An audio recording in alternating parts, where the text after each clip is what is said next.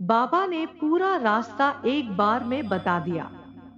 वहां कोई और भी होगा इतनी टाइम? लैबा ने पूछा। हाँ, वहां एक दो मुसाफिर हमेशा रहते हैं और एक नौकर भी रुकता है वहां। बाबा ने जवाब दिया। ठीक है बाबा, शुक्रिया। अजीम अपना जैकेट कसते हुए बोला। अब तुम लोग जाओ, मुझे भी वापस जाना है। इतना कहकर बाबा जी वहां से चल दिए। अजीम और लैबा मोबाइल की लाइट के सहारे नाव के नजदीक पहुंचे। बहुत आहिस्ता से वो लोग नाव में उतरे। कड़ाके की ठंड की वजह से नदी का पानी एकदम बर्फ था और अंधेरे की वजह से नाव किस और कौन सी दिशा में जा रही है कुछ पता नहीं चल पा रहा था। बहुत ही मुश्किल सफर से गुजरना पड़ रहा था उन दोनों को। एक डंडे के सहारे अजीम धीरे धीरे पानी की लहरों को काटते हुए नदी दूसरे छोर पर जा पहुंचा। दोनों तट के ऊपर आए और रास्ता ढूंढने लगे, पर उन्हें जंगल के अलावा कोई रास्ता नजर नहीं आ रहा था। और नजर आता भी कैसे जब उनकी नाव बहते हुए किसी दूसरे छोर पर जा पहुंची थी। उन्हें तो ये भी पता नहीं था कि आगे उनके साथ क्या होने वाला है। यहाँ तो कोई रास्ता नजर नहीं आ रहा है। अजीम लैबा से कहने लगा, थोड़ा उस तरफ चल के देखते हैं।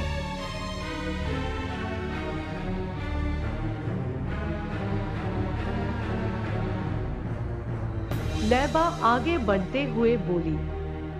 दोनों मोबाइल लाइट के सहारे थोड़ा और आगे बढ़े। ठंड धीरे धीरे बढ़ती जा रही थी। थोड़ा चलने के बाद उन्हें एक कच्चा रास्ता दिखाई दिया। उनके चेहरे पर हल्की सी खुशी झलक गई। वो दोनों उस रास्ते पर हो लिए।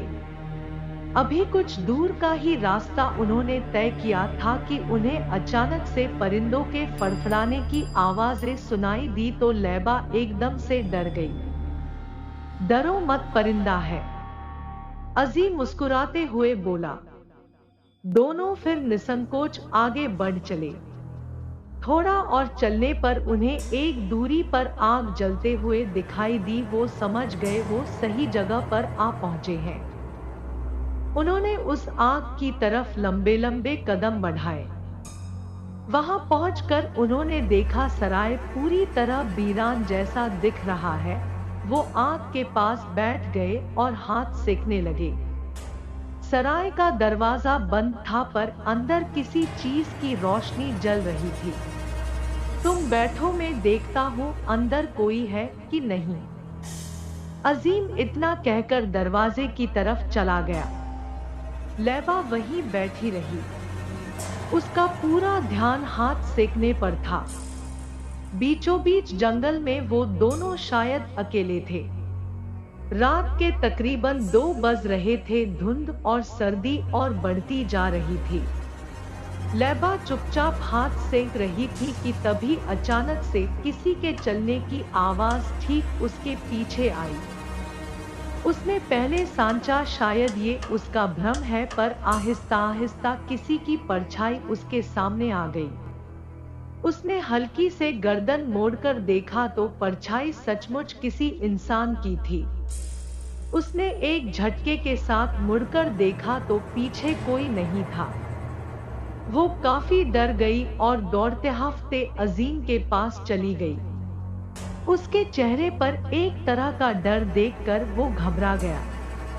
क्या हुआ, इतना हाँफ क्यों रही हो? अजीम ने पूछा।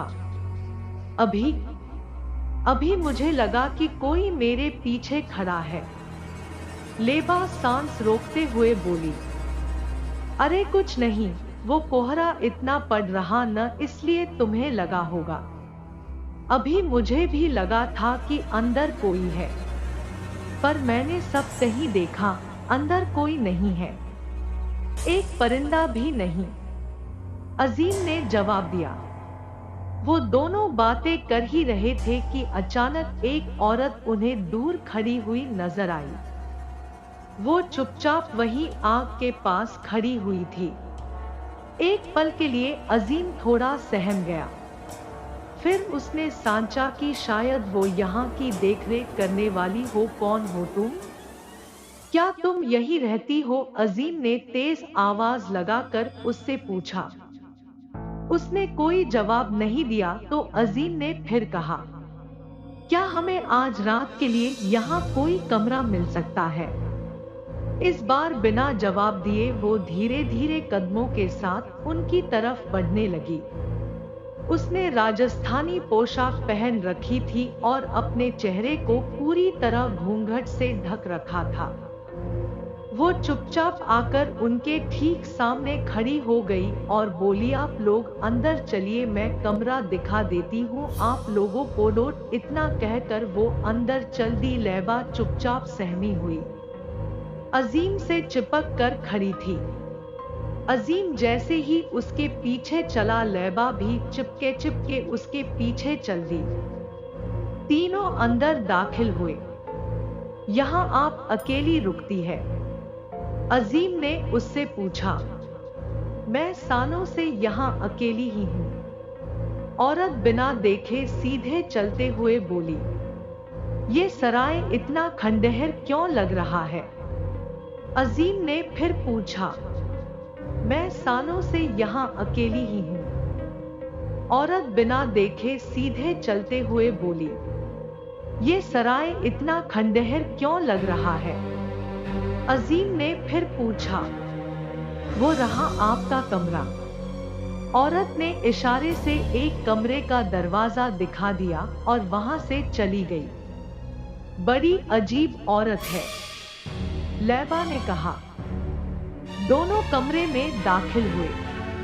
कमरे की हालत देखकर वो सोच में पड़ गए कि कैसा सराय है ये। कमरे में सिवाय एक पलंग और रजाई के अलावा और कुछ भी नहीं था।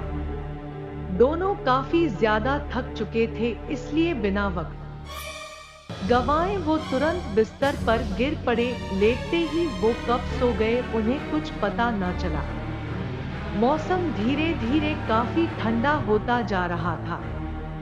ऐसे में कुछ देर बाद ही लैबा की आंखें खुल गई। उसे ठंड ज्यादा महसूस हो रही थी। उसने सामने देखा, दरवाजा खुला है और ठंडी ठंडी हवा कमरे में बहुत तेज से आ रही है। दरवाजा बंद करने के लिए वो आगे बढ़ी। हवा काफी तेज से चल रही थी पर आसमान पर से बादल शायद छट गए थे क्योंकि अब पहले से ज्यादा रोशनी लग रही थी। उसने दरवाजा बंद किया और फिर बिस्तर की तरफ चल दी। वो जैसे ही मुड़ी उसे एक अजीब तरह की आवाज सुनाई दी।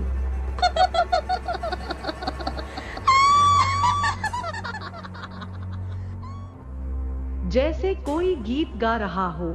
उसने पलटकर फिर से दरवाजा खोला और कान लगाकर इधर-उधर सुनने लगी। उसका सोचना सही था, शायद कोई गीत गा रहा था अंदर। उसने कमरे का दरवाजा वैसे ही बंद कर दिया और उस आवाज की तरफ चल दी। वो जितना आगे बढ़ती जा रही थी, आवाज और करीब होती जा रही थी। अब उसे साफ साफ सुनाई दे रहा था कि कोई गीत भी गा रहा है और नाच भी रहा है। वो दबे पांव उस आवाज की तरफ बढ़ती रही। ऊपर जाने की सीढ़ियां थी, जिनके पीछे वाले कमरे से शायद आवाज आ रही थी।